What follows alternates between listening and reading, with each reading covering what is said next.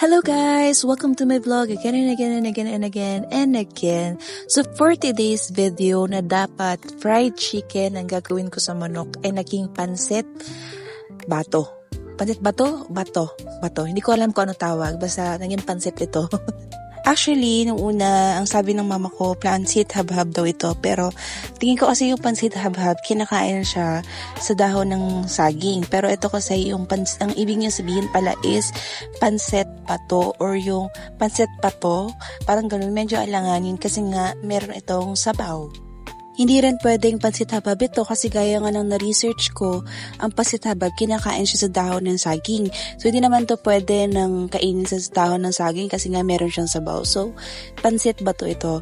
So ito guys ay nag-originate sa Bicol kung hindi ako nagkakamali based sa research ko. Pero usually yung ginagamit nila siguro para makamura is pechay. Pechay, carrots at iba pang gulay available sa kanila. And usually maanghang daw ito. So try natin guys.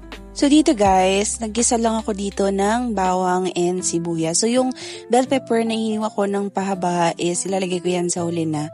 Actually guys, to be honest, ang daming aberya na nangyari dito. Pikon na pikon talaga ako nung nagluluto ako nito. Kasi nga, yung time na to, yung cellphone ko hindi nakikisama sa akin, umiinit siya and at the same time namamatay-matay, parang every 30 seconds. Kaya itong video na to guys, putol-putol talaga ito. So, pagpasensyahan nyo na kung yung ibang mga shots ko dito ay hindi kompleto or bitin, ganyan. Dito guys, hindi naman natin kailangan ipa-toasted yung ating mga aromatics gaya nitong sibuyas at bawang. So dito, nilagay ko na rin yung aking minarinate na manok. So minarinate ko lang to sa toyo at paminta para meron ng lasa yung manok pag igigisa natin. So dito guys, ang goal ko dito is talaga is para maging toasted siya kasi mas malasa para lumabas yung lasa ng manok. So pinatoasted ko talaga siya ng bonggang-bongga. So yung manok na to guys, breast part ito at saka leeg. Ito talaga yung lulutuin kong fried chicken ngayon. Kaso ang nag-crave po ang aking mother ng pansit na ibang version naman. And ito yung tira rin kahapon nung niluto ko na tinolang manok. And thank you pala guys, ang dami nating views from yesterday's vlog. So sana tuloy-tuloy na to guys hanggat hindi ako busy. So dito guys, ipa-toasted lang natin na ipa-toasted para mawala rin yung langsa ng manok. Pero dito sa part na to guys, hindi gaya ng manok kahapon na medyo malangsa siya. Yung sa tinolang manok, medyo malangsa siya. Pero dito hindi naman siya masyadong malangsa. Siguro nga dahil may part lang talaga na malangsa yung manok or hindi ko rin alam. Dito guys, nag-exchange location ako kasi natipikon talaga ako ng mga time na to. Kasi ayaw makisama ng phone ko, umiinit siya, nalaglag pa nga ang phone ko, and at the same time, siguro dahil na rin sa init, naglalag siya, hindi ko rin alam.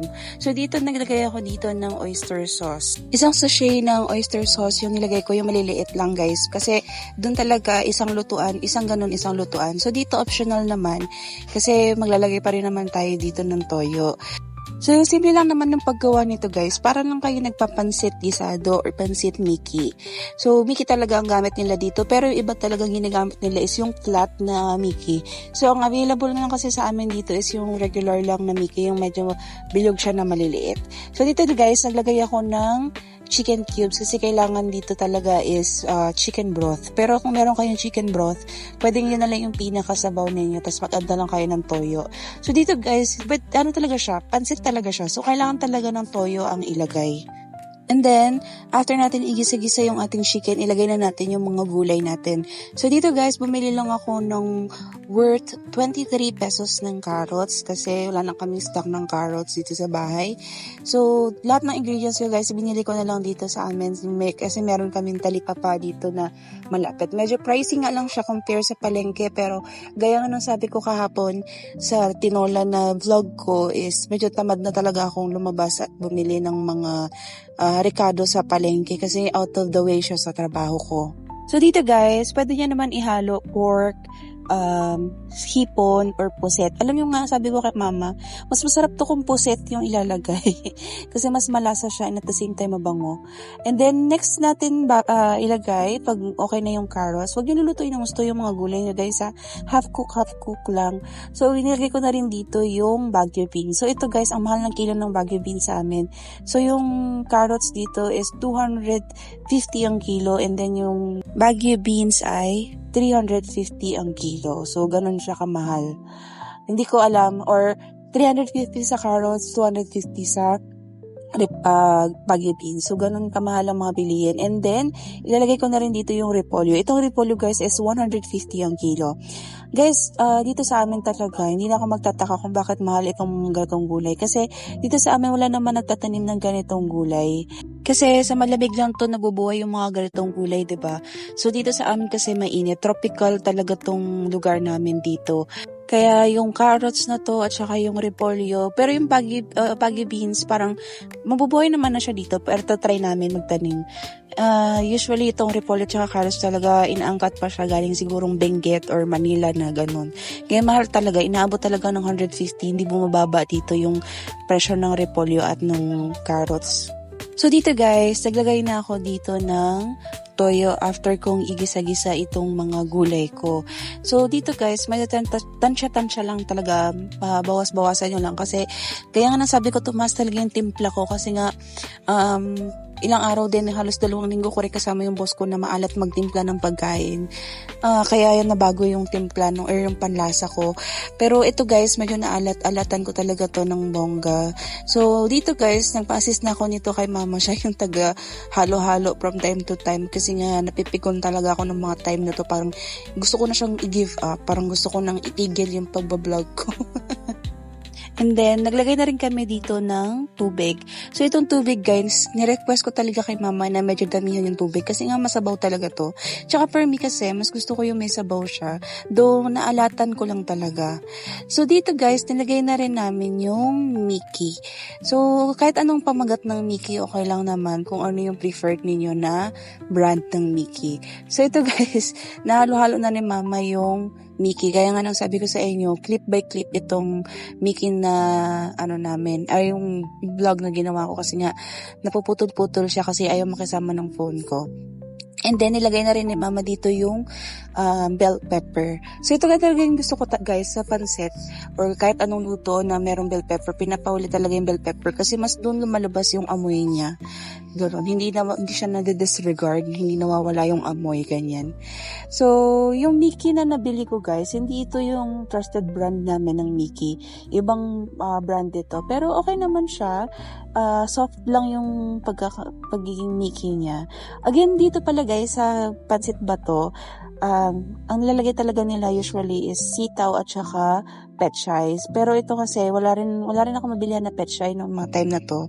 And ito lang yung available. So para lang makompleto yung ingredients natin, binili ko ay repolyo, carrots, and Baguio beans na lang. So dito guys, nagdagdag lang din ako dito ng sili. So magdagdag lang din ako dito ng sili and naghintay lang kami na kumulo ito kasi medyo nawala na ng apoy yung aming uling. Nagdagdag lang kami ng very light lang.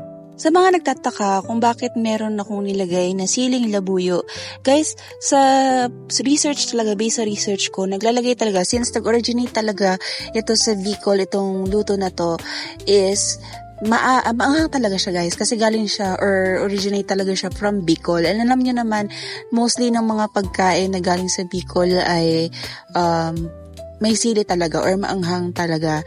So, kaya naglagay ako dito ng sili. Pampagana na rin ito guys sa pagkain. And masarap talaga siya guys. I swear. Para lang kumakain ka ng level up na pancit Mickey. So, dito guys, okay na yung ating pancit bato. And medyo tansya-tansya na lang tayo sa lasa. Gaya nga nasabi ko is, dinagdagan ko lang to ng, anong tawag nito? Dinagdagan ko lang to ng mga iba pang lasa. Kaya medyo umalat ng very light. Pero, sa mga susunod na luto ko nito, tatansyahin ko na talaga yung lasa niya. And, papakuluan na lang namin to guys. Once na kumulo, pwede na tong kainin. So ito na guys, luto na yung ating pansit bato. So guys, sana may natutunan kayo dito sa aking vlog and gusto ko lang sana magpasalamat po sa lahat ng mga sumusuporte sa akin. So kahapon po meron akong 78 followers, ngayon po meron na akong 86 na subscribers. Guys, maraming salamat po, grabe, from 78 to 86, 8 agad na nadagdag. So medyo nag-enjoy kayo sa aking tinolang manok. And dito guys, sana may natutunan din kayo dito sa akin pansit bato. Actually, first time ko magluto nito. And so far, masarap naman siya. Lagyan niya lang siya ng kalamansi and best pair din siya sa itlog na nilaga. So, kanya-kanyang trip yan guys. Kanya-kanyang panlasa yan. Kung anong trip niyong lutuin ninyo. Pero sana guys, dito may natutunan kayo dito sa aking vlog. And don't forget to like, share, and comment po. And na-appreciate ko lahat ng mga comments sa mga nagsagot ng team sayote sila sa tinola. Rinig na rinig ko kayo guys. Yun lang guys. See you on my next vlog. Bye!